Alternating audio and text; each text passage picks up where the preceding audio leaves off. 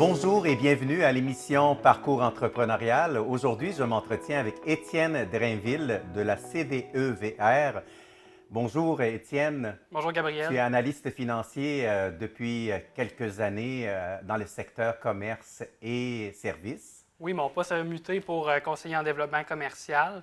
En fait, je suis conseiller pour l'équipe des commerces et services depuis maintenant 4 ans et demi. D'emblée, Étienne, j'aimerais te poser la question, la CDEVR, qu'est-ce que ça veut dire ou qu'est-ce que cet acronyme veut dire aux gens? Parce qu'il y en a beaucoup qui se questionnent là-dessus. Effectivement. Donc, la CDVR, c'est la Corporation de développement économique de Victoriaville et sa région. En fait, c'est un organisme qui a été créé en 2016 suite à l'abolition des CLD. Puis essentiellement, notre core business, c'est les services de proximité d'affaires, que ce soit en démarrage, en pré-démarrage, en croissance ou en relève. On a aussi, en fait, un rôle au niveau de la prise en charge de projets, donc que ce soit l'innovation, la main-d'œuvre, le virage numérique. Donc, on s'allie souvent aussi avec des partenaires, des organisations de développement économique, que ce soit la Chambre de commerce, les jeunes chambres, la SADC, la GAW, les femmes de carrière, l'ARDEC. Donc, on est vraiment un bon groupe là, au niveau des organismes en développement économique. Puis, la CDVR, on travaille en collaboration à différents niveaux. Puis, géographiquement, en fait, nos services sont positionnés sur le territoire de la MRC d'Arthabasca. Étienne, pour un promoteur qui désire démarrer un projet d'affaires, la notion de modèle d'affaires ou de plan d'affaires, si tu veux, est-ce qu'elle est extrêmement importante avant de démarrer? En fait, je citerai 2 études qui ont été conduites. La première en 2007 par le Babson College. En fait, eux, ils ont situé dans 2 groupes de start-up.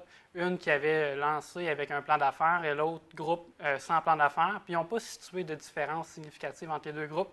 Pour autant, il y a des études ultérieures là, qui ont permis de déterminer que la planification là, permettait là, aux entreprises en start-up de passer à l'action, de passer l'étape de démarrage 2,6 fois plus élevée que les groupes qui n'ont pas fait de plan d'affaires. Donc, la planification, c'est vraiment quelque chose d'intéressant qui permet de figer, cristalliser là, l'entrepreneur dans son idée de projet. Puis à la Corporation de développement économique, de notre côté, en fait, on s'ajuste en termes de planification. Donc, on n'utilise pas un modèle plutôt qu'un autre. On s'ajuste vraiment à l'entrepreneur. Ce qu'il faut comprendre, le message, c'est que si quelqu'un a une idée d'affaires, il ne faut pas qu'il ait peur là, qu'on brandisse le plan d'affaires en venant chez nous. On va vraiment s'ajuster puis faire avancer son idée.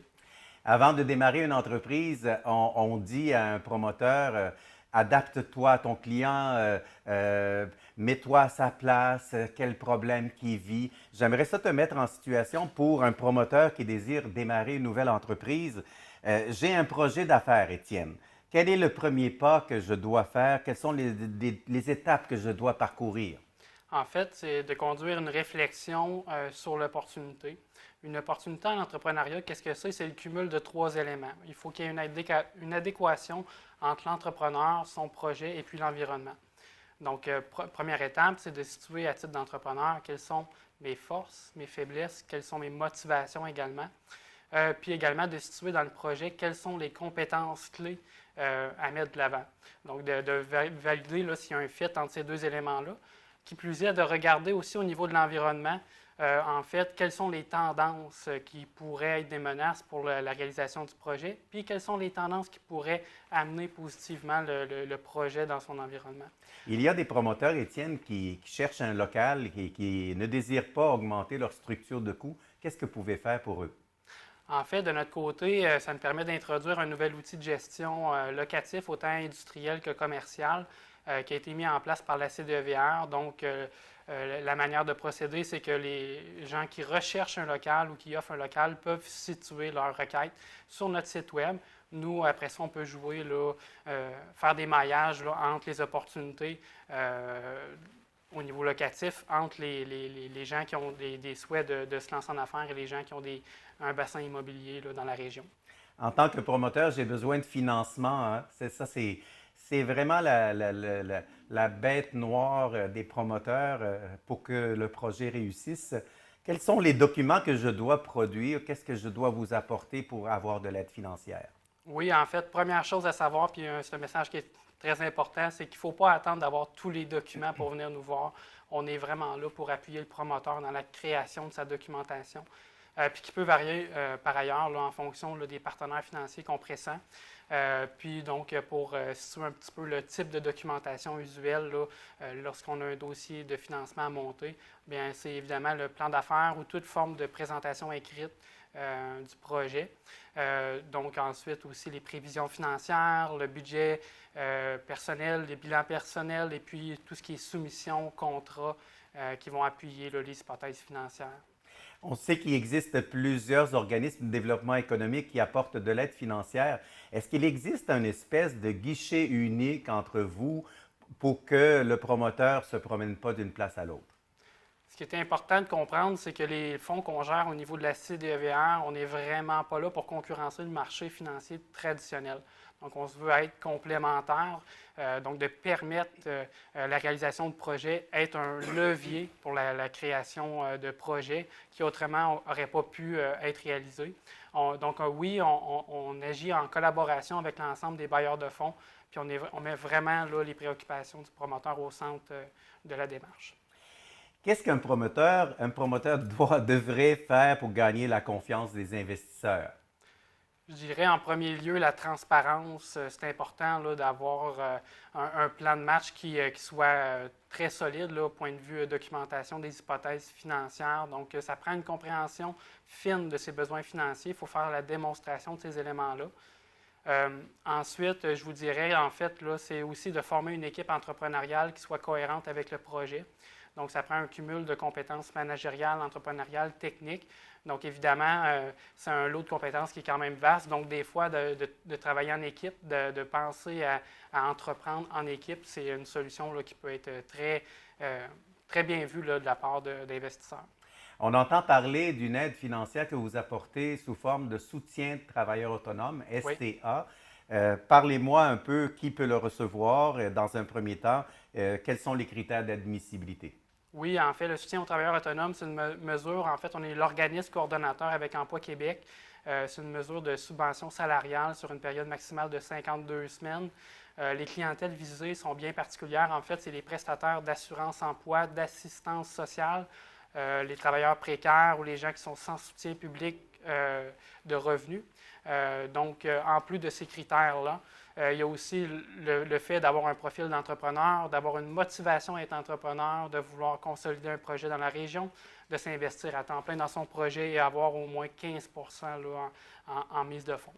Et ceux qui reçoivent l'aide du soutien de travailleurs autonomes peuvent compter sur un accompagnement de votre part? Absolument. Là, dans un premier temps, on va aider le promoteur à créer une première modélisation de son projet avec un outil qu'on appelle le BMC, donc le Business Model Canvas. Ensuite, on va l'accompagner au niveau de la création de son plan d'affaires complet. Donc, c'est vraiment un effort concerté qu'on travaille en forte collaboration avec le promoteur pour le déploiement de son projet. Puis, je pense que l'accompagnement au-delà de l'aide financière, c'est vraiment quelque chose qui est apprécié. On dit aux promoteurs qui désirent démarrer une nouvelle entreprise, entoure-toi, va chercher des contacts d'affaires stratégiques. On parle d'un service chez vous on parle de mentorat d'affaires. Qui peut recevoir ce service-là? Est-ce qu'il y a des critères à suivre?